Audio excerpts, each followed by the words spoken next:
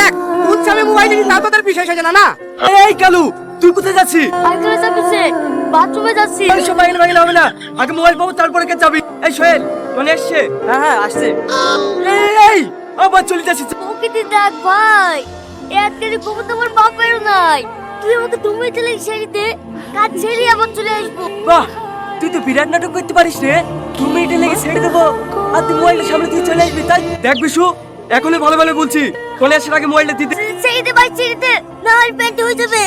যত অভিনয় করি তোর ছাড় নাই। এই টনি, আগে এই ছেলে মুন্ডে পড়ে দেখতো।